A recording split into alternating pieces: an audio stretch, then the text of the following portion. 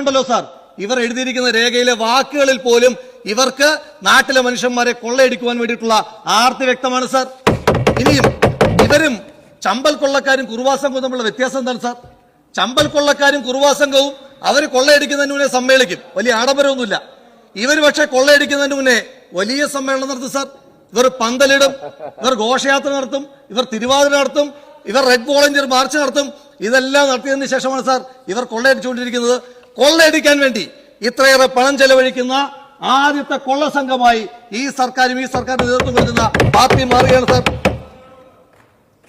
കഴിഞ്ഞ ദിവസം കേരളത്തിന്റെ പൊതുമരാമത്ത് മന്ത്രി ഈ സമ്മേളനമൊക്കെ ഈ സാധാരണ നമ്മൾ ഈ പൂരമൊക്കെ കാണാൻ പോകുന്ന ചില കുട്ടികൾക്ക് ഒരു കൗതുകം ഉണ്ടാകാറുണ്ട്. അയ്യോ പൂരം കണ്ടില്ലേ, ആനയെ കണ്ടില്ലേ, മേളം കണ്ടില്ലേ എന്നൊക്കെ കുട്ടികൾ ഇങ്ങനെ പറയുന്നത് നമ്മൾ കേൾക്കാറുണ്ട്. ആ സമ്മേളനം കണ്ട കുട്ടിയുടെ കൗതുകമായിരുന്നു കേരളത്തിന്റെ പൊതുമരാമത്ത് മന്ത്രിക്ക്. അദ്ദേഹം ചോദിക്കുകയാണ് കോൺഗ്രസിനോട്, ഇങ്ങനെ ഒരു സമ്മേളനം നിങ്ങൾക്ക് നടത്തി കാണിക്കാൻ കഴിയുമോ? ഇങ്ങനൊരു സമ്മേളനം നടത്താതിരിക്കുന്നതാണ് നല്ലത്. കാരണം ക്രമസമാധാന പ്രശ്നം ഉണ്ടാകും, അത് പരിഹരിക്കാൻ ഞങ്ങൾക്ക് കഴിയില്ല. ഒരു കാര്യത്തിൽ സന്തോഷമുണ്ട്, കേരളത്തിന്റെ പൊതുമരാമത്ത് മന്ത്രിക്ക് കേരളത്തിൽ ഒരു ആഭ്യന്തര പ്രശ്നമുണ്ടായാൽ അത് പരിഹരിക്കാൻ ഈ സർക്കാരിന് കഴിയില്ല എന്ന് തുറന്ന് സമ്മതിച്ച കേരളത്തിന്റെ പൊതുമരാമത്ത് മന്ത്രിക്ക് പ്രത്യേകമായ അഭിവാദ്യം. എന്താണ് സാർ ഈ ചോദിക്കുന്നത്? സമ്മേളനം നടത്താൻ അറിയാമോന്ന്?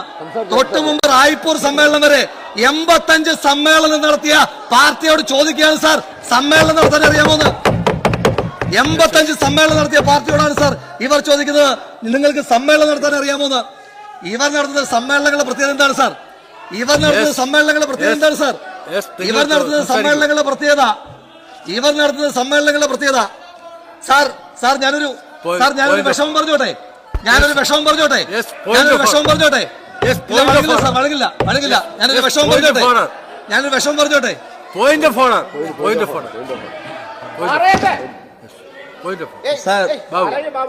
ഞാനിവിടെ പറയുന്നത്, ഓരോ അംഗങ്ങൾക്കും നിശ്ചയിക്കപ്പെട്ടിട്ടുള്ള സീറ്റുകളിൽ ഇരുന്ന് മാത്രമേ ആ ഡെസ്കിന് മേലിൽ കൈയടിക്കാൻ കൂടെ പാടുള്ളൂ. യഥാർത്ഥത്തിൽ സിദ്ദിഖ് സ്ഥലം മാറി ഇരിക്കുക മാത്രമല്ല, അവിടെ ഇരുന്ന് ഡെസ്കിനകത്ത് അടിക്കുന്നത് നിയമപരമല്ല, അത് അംഗീകരിക്കപ്പെടാൻ പാടില്ല. മാറി ഇരുന്ന് കൈയടിക്കട്ടെ. CPM അംഗങ്ങളോട് ഇന്ന് രാവിലെ അടിയന്തര പ്രമേയം അവതരിപ്പിച്ച ശ്രീ എം വിൻസെന്റ് പറഞ്ഞു, മുൻകാല തൊഴിലാളി വർഗ പ്രസ്ഥാനമെന്ന്. അന്നേരം ഒരാൾക്കും എതിർക്കണ്ട, ഒരാളും അതിനെ എതിർത്തും കണ്ടില്ല. പക്ഷേ പൊതുമരാമത്ത് മന്ത്രിയോ മുഖ്യമന്ത്രിയോ എന്ന് പറഞ്ഞാൽ ദാ ഞങ്ങളെ ആക്രമിക്കുന്നതെന്ന് പറഞ്ഞ് ചാടി എഴുന്നേക്കുന്ന ഇവർക്ക് ഒരു മുൻകാല തൊഴിലാളി പ്രസ്ഥാനമെന്ന് പറഞ്ഞപ്പോഴെങ്കിലും ആത്മാഭിമാനം കൊണ്ട് ഒരു ഒറ്റവരി ഇതുപോലൊരു എന്തെങ്കിലും ഒരു വാചകം പറഞ്ഞിരുന്നെങ്കിൽ ഒരു സന്തോഷം തോന്നിയത് സാർ. പോട്ടെ സാർ, ബാക്കി പറയാം സാർ. ഇവർ സമ്മേളനം നടത്തി, 84 സമ്മേളനം നടത്തിയ ഞങ്ങളോട് പറയുകയാണ് സമ്മേളനം നടത്താൻ അറിയാമോന്ന് സാർ. ഇവരുടെ സമ്മേളനത്തിന്റെ പ്രത്യേകത എന്താണ് സാർ? എന്താണ് സാർ ഇവരുടെ റെപ്രസെന്റേഷന്റെ മാനദണ്ഡം? സാർ CPM-ന്റെ പോളിറ്റ് ബ്യൂറോയിൽ നമുക്കറിയാം, നമ്മുടെ സംസ്ഥാന സർക്കാരിൽ പട്ടികജാതി വിഭാഗത്തിൽപ്പെട്ട ഒറ്റ മന്ത്രി പോലുമില്ല ഈ മന്ത്രിസഭയിൽ. സാർ CPM-ന്റെ പോളിറ്റ് ബ്യൂറോയിൽ ഏതാണ്ട് 100 വർഷത്തെ പഴക്കമുള്ള ഇന്ത്യയിലെ കമ്മ്യൂണിസ്റ്റ് പാർട്ടിയുടെ ചരിത്രത്തിൽ ഒരു പോളിറ്റ് ബ്യൂറോയിൽ ആദ്യമായി ഒരു പട്ടികജാതിക്കാരൻ വന്നത് 2022 മാത്രമാണ് സാർ. എന്തൊരു ഗതികേടാണ് സാർ. ഈ രാജ്യത്ത് പട്ടികജാതിക്കാരന് ഒരുപാട് ക്ഷേത്രങ്ങളും ആരാധനാലയങ്ങളും നിഷിദ്ധമായിരുന്നു സാർ. ഈ രാജ്യത്ത് പട്ടികജാതിക്കാരന് വേണ്ടിയിട്ട് ഈ നാട് നടത്തിയ നവോത്ഥാനം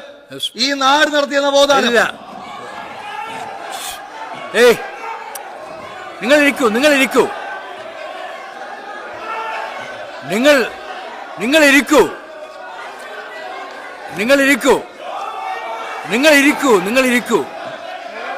പോയിന്റിലേക്ക് വരൂ.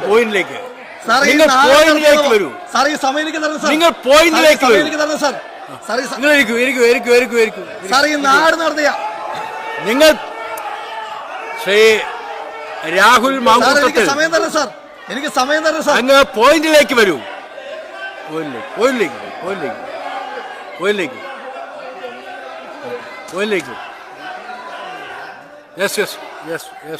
സാർ പറയാനുള്ളത്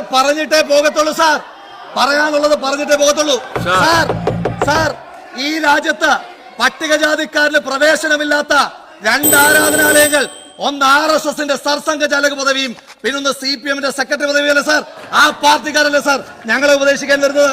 സാർ ശ്രീ MV ഗോവിന്ദൻ, അദ്ദേഹത്തെ ഞാൻ രണ്ടാമതും തെരഞ്ഞെടുക്കപ്പെട്ടതിന് അഭിവാദ്യം ചെയ്യുന്നു. അദ്ദേഹത്തോടുള്ള ഒരു അഭ്യർത്ഥന, ഇനിയെങ്കിലും AKG സെന്റർ എന്ന് പറയുന്നത് ക്ലിഫ് ഹൗസിന്റെ എക്സ്റ്റൻഡഡ് പാൻട്രി ഹൗസ് ആക്കി മാറ്റി